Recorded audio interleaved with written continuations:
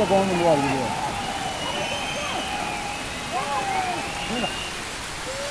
अरे भाग भाग।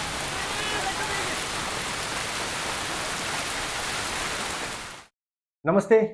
आज बात धराली की तबाही की। आज बात उत्तराखंड में आई आपदा की। आज हम बात करेंगे कि आपदा क्यों आई, विकास के नाम पर कौन सा विनाश हो रहा है, सरकारी नीतियों में कहां खामियां हैं, सरकार क्या ये सच नहीं देख पा रही कि जो विकास किया जा रहा है दरअसल वही विनाश की बुनियाद बन रहा है। इतने बड़े स्केल पर तबाही क्यों हुई, प्रकृति हमसे क्यों नाराज है, कुदरत को हमारे ऊपर गुस्सा क्यों आ रहा है। आज इस वीडियो में इन्हीं तमाम वजहों पर बात होगी और हम जानने की कोशिश करेंगे कि हम ऐसा क्या कर सकते हैं जिससे कि हम इससे दूर निकलें, इससे बचें।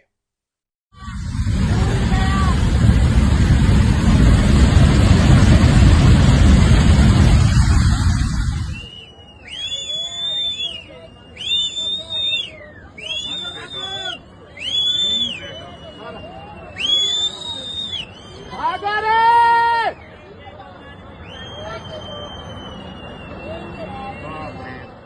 और इससे पहले कि हम कारणों पे जाएं, इससे पहले कि विकास और विनाश की कहानी को समझें, सबसे पहले देखिए कि हुआ क्या है।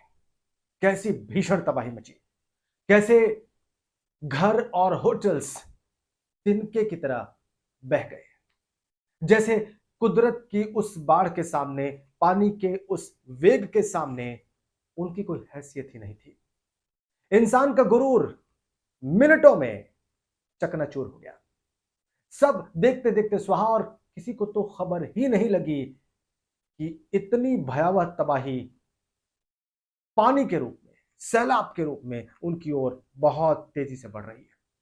तस्वीरें देखिए आप, लोग आपको भागते नजर आएंगे, गाड़ियां आपको बहती नजर आएंगी, घर और होटल ऐसा लगता है कि कागज की कोई स्ट्रक्चर, कोई संरचना बनाकर पानी के रास्ते में रख दी गई हो। बह गया सब कुछ, कोई हैसियत नहीं, घर और होटल सब कुछ। और ये खूबसूरत कस्बा, ये खूबसूरत गांव देखते ही देखते समाप्त हो गया। तस्वीरें देखिए, भयावहता का अंदाजा लगाइए, विनाश को इन तस्वीरों के जरिए समझने की कोशिश करिए और सोचिए कि हम ही को जन्म देने वाली प्रकृति, हमको पैदा करने वाली कुदरत हमसे इतनी नाराज क्यों है। ओ भाई, पत्थर कितने बड़े बड़े देखो तो यार। ओ कितने बड़े बड़े बोल्डर है वो। 10 कुंटल क्या है, हजारों कुंटल के होंगे। शायर मोहम्मद अली साहिल लिखते हैं अपने शेर में कि यह भी कुदरत का करिश्मा है कि कोई ये समझ न पाया कि कुदरत है क्या चीज। यह भी कुदरत का ही करिश्मा है कि लोग और तमाम लोग, कुदरत के पैदा किए हुए लोग, ये नहीं समझ पाते कि कुदरत है क्या। अगर समझ पाते तो वो नदी खीर गंगा, जिसका नाम ही है खीर गंगा, उसी के रास्ते में अपनी बस्तियां न खड़ी कर लेते, अपने घर न बना लेते, अपने होटल न बना लेते। खीर गंगा, जिसका पानी खीर की तरह से हो, इतना मीठा, अमृत के समान, वो खीर गंगा उसी जगह के लिए जहां से वो गुजरती थी, जहां के लोगों की खुशहाली की वजह थी, काल बनकर बही।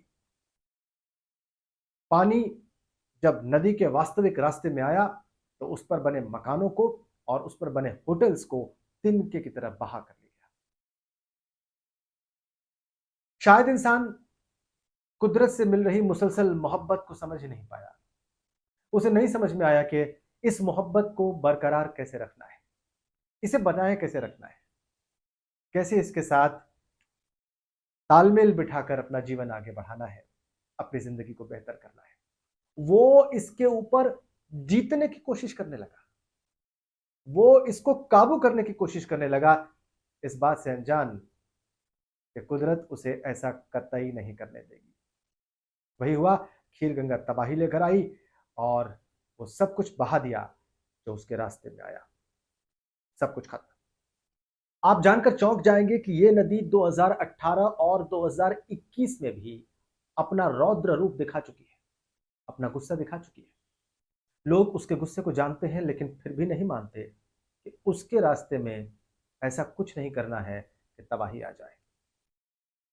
और 2018 और 21 से बहुत पहले साल 1835 में, यानी कि लगभग 200 साल पहले, बहुत भीषण बाढ़ आई थी इसी खीर गंगा में।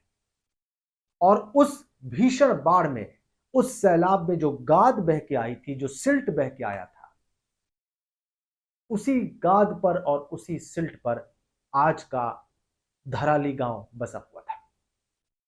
भूल गए थे लोग कि यहां तबाही मची थी, यहां उस नदी ने अपना गुस्सा दिखाया था और ये सब कुछ लाकर रख दिया था। फिर वही हुआ जो 1835 में हुआ था। नतीजा, पूरा गांव साफ। नतीजा हमें यह नहीं मालूम है कि कितने लोगों की जान गई, कितने लोग लापता हैं। ये आंकड़े अभी सामने आने बाकी हैं। हमें मालूम पड़ना अभी भी बाकी है कि पूरी तरह से क्या कुछ तबाह हुआ है। आप केदारनाथ की तबाही नहीं भूले होंगे, जिसमें गौरीकुंड में जब नदी रौद्र रूप लेकर आई तो उसने अपने रास्ते में सब कुछ बहा दिया। होटल, घर जो नदी के रास्ते में बने थे, सब तबाह हो गए। आप हिमाचल के मंडी में आई आपदाएं जो इस साल और पिछले साल आई हैं, उनको भी नहीं भूले होंगे। बहुत ज्यादा बारिश हो रही है पहाड़ों में। कुछ वैज्ञानिक इस बढ़ती हुई बारिश को, इस बढ़ी हुई बारिश को हिमालय का मॉनसूनी कब्रिस्तान कह रहे हैं। क्यों? क्योंकि यह बारिश इन हिमालयी क्षेत्रों में, इन ऊंचाइयों पर 421% हो रही है। यह बहुत ज्यादा है। आपको मालूम है कि ऐसा क्यों है? क्यों यह बारिश ज्यादा हो रही है? वो इसलिए क्योंकि विकास के नाम पर कच्चे पहाड़ों को काटा जा रहा है। इंडस्ट्रियल एक्टिविटीज हो रही है विकास के नाम पर। ऐसा माहौल और ऐसा काम हो रहा है, ऐसी काटपीट मची हुई है कि उससे हीट जनरेट हो रही है। वातावरण परिवर्तित हो रहा है पहाड़ों का, ग्रीनरी खत्म हो रही है।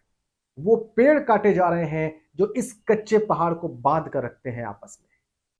नतीजा, लैंडस्लाइड, भूस्खलन। इस बीच में ऐसी तमाम तस्वीरें भी आपके सामने आई होंगी, कुछ इस वक्त भी आप देख रहे होंगे, जिसमें आप लैंडस्लाइड देख पाएंगे। पहाड़ भरभरा कर गिर पड़ते हैं, रास्ते बंद हो जाते हैं, रास्ते खत्म हो जाते हैं। ऐसा इसलिए क्योंकि बेतरतीब विनाश किया जा रहा है विकास के नाम पर। 4 लेन सड़कें बनाई गई, किस तरह से? कच्चे पहाड़ और पेड़ों को काटकर। क्या यह विकास है जो हमें चाहिए? क्या यह वो विकास है जो विनाश की तरफ लेकर जा रहा है? ये सवाल हमारे सामने मुंह बाए खड़े हैं। हमें इसका उत्तर ढूंढना होगा कि हिमालयी मानसून, यानी कि हिमालय में बारिश कब्रिस्तान क्यों बनती जा रही है लोगों के लिए और प्रकृति के लिए। और इसी का ताजा उदाहरण हमने धराली में देखा है। एक्सट्रीम वेदर होता है, मौसम चरम की तरफ जा रहा है। 2022 से 2025 के बीच में, मार्च 2025 के बीच में, इन सालों में 822 दिन एक्सट्रीम वेदर वाले रहे, यानी कि भयावह मौसम रहा। यानी कि हर 10 में से 7 दिन इन सालों में, 2022 से मार्च 25 के बीच में, हर 10 में से 7 दिन एक्सट्रीम वेदर यानी कि चरम मौसम रहा, एक्सट्रीम वेदर रहा। खूब बारिश हुई या खूब गर्मी पड़ी या खूब सर्दी पड़ी। नतीजा, बड़े स्तर पर लोगों ने अपनी जानें गंवाई। अकेले 2022 में 1000 से ज्यादा लोगों की जान गई। 2023 में 800, 850 से ज्यादा लोगों की जान गई। ऐसे ही आंकड़ा 2024 का भी है। और अगर इस साल की बात करें तो अब तक 98 लोगों ने अपनी जान इस एक्सट्रीम वेदर की वजह से, यानी कि खूब बारिश या खूब गर्मी या खूब सर्दी की वजह से गंवाई है। अभी इसमें धराली के आंकड़े सामने आना बाकी है, वो जुड़ने बाकी है। आप सब समझदार हैं, आप खुद तय करिए कि क्या ये वो विकास है जो हम चाहते हैं? क्या ये वो विकास है जिसकी हमें जरूरत है? या ये वो विकास है जो हमें सिर्फ सीधा विनाश की ओर लेकर जा रहा है? खुद भी समझिए, अपनी सरकार से भी सवाल पूछिए, खुद से भी पूछिए, अपनी व्यवस्था से भी पूछिए, और कोशिश करिए कि हम ऐसा कुछ ना करें कि हमें जनने वाली प्रकृति ही हमसे नाराज हो जाए और हमें खत्म करने की ठान ले। नमस्कार।